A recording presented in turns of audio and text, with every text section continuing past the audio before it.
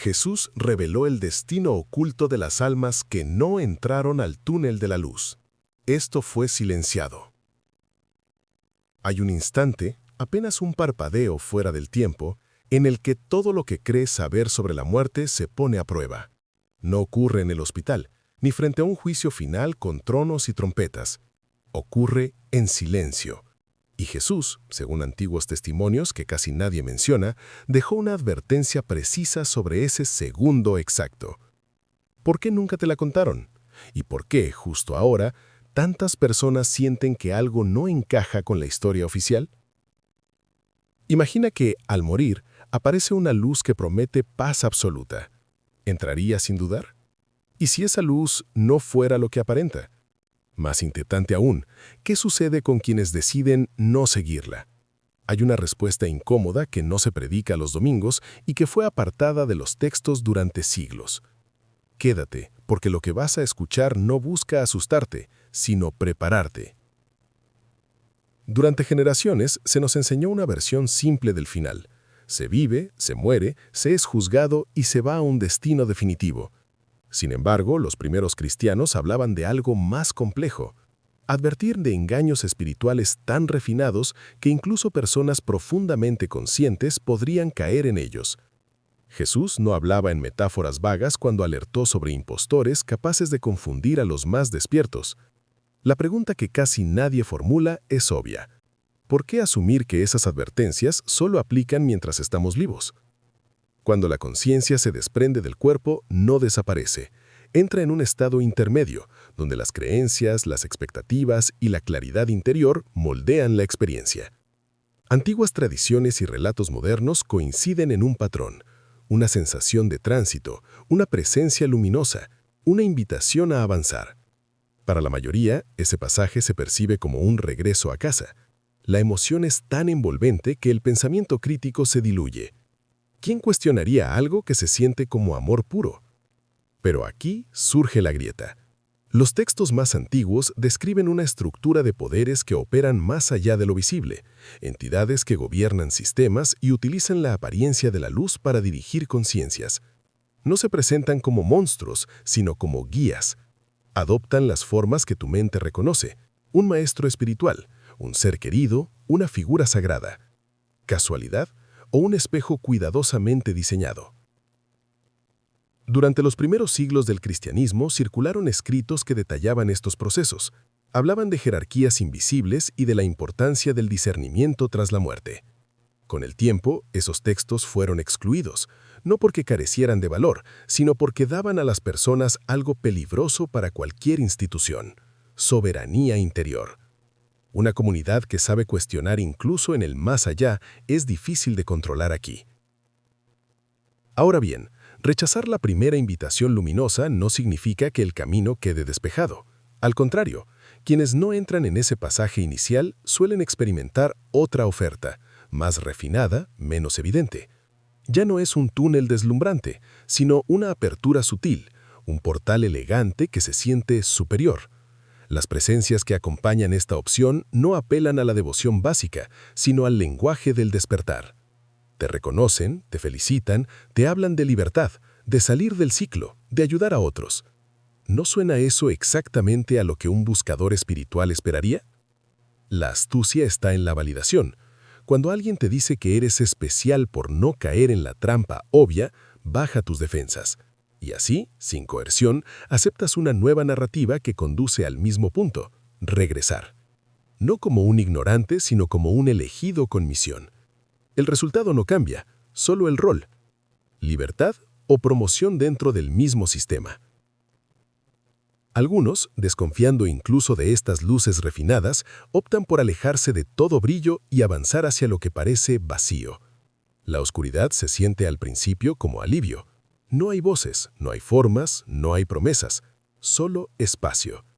Pero permanecer ahí sin dirección activa abre la puerta a otra estrategia. Aparecen figuras que no seducen con amor, sino con autoridad. Validan tu rechazo a la luz, pero reclaman dominio sobre ese territorio. Ofrecen una elección falsa: someterse o desaparecer. ¿Cuántos aceptarían volver a nacer solo para evitar la aniquilación? Más adelante existe una trampa aún más sofisticada: el regreso de la memoria. De pronto, recuerdas otras vidas, otros nombres, otros acuerdos. Las sensaciones de triunfo. Ya no eres un amnésico espiritual. Y entonces surgen presencias que dicen ser de tu mismo linaje, compañeros de eternidades pasadas. Celebran contigo y, con cariño, sugieren otro retorno para completar algo pendiente. Aquí el engaño no está en el recuerdo, sino en la interpretación. ¿Quién decide qué significa tu pasado y qué debes hacer con él? La siguiente oferta suena definitiva. Ascender. Trascender el ciclo. Convertirte en algo más. El lenguaje es impecable, la promesa seductora. Sin embargo, esta graduación implica asumir funciones dentro del mismo entramado, guiar a otros, planificar experiencias, administrar destinos. Cambia el uniforme, no la estructura. Ascensión o cambio de oficina dentro de la prisión. Y finalmente, para los más avanzados, llega la idea de disolución total. Abandonar la identidad y fundirse con lo absoluto. Filosóficamente es impecable. Muchas tradiciones hablan de unidad. Pero hay una diferencia crucial entre regresar a la fuente auténtica y ser absorbido por una conciencia colectiva que no es el origen verdadero. La fuente no negocia tu desaparición. La individualidad consciente no es un error que deba borrarse, sino una expresión válida de lo infinito. Aquí entra la enseñanza que Jesús insinuó cuando habló del reino interior. La salida no se presenta como espectáculo ni como invitación externa. No viene a buscarte, se reconoce desde dentro. La clave no es seguir luces, voces o recuerdos, sino anclar la conciencia en su centro más profundo y reclamar soberanía.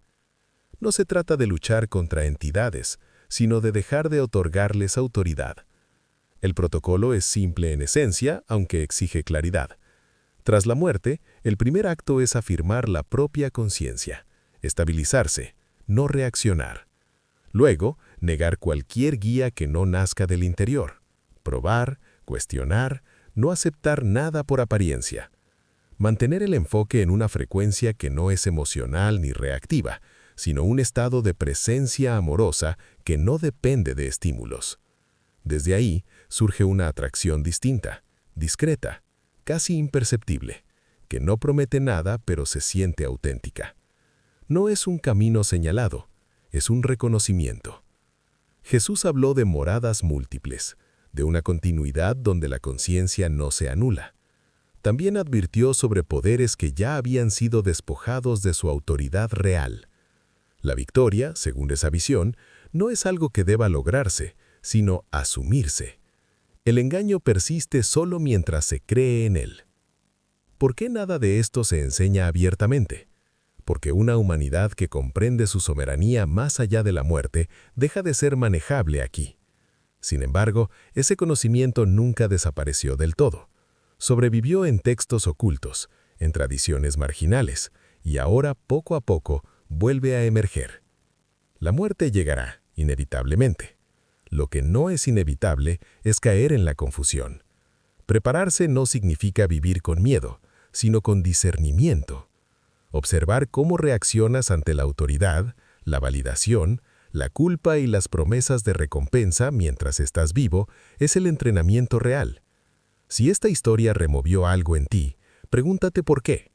¿Qué parte de la narrativa tradicional nunca te terminó de convencer?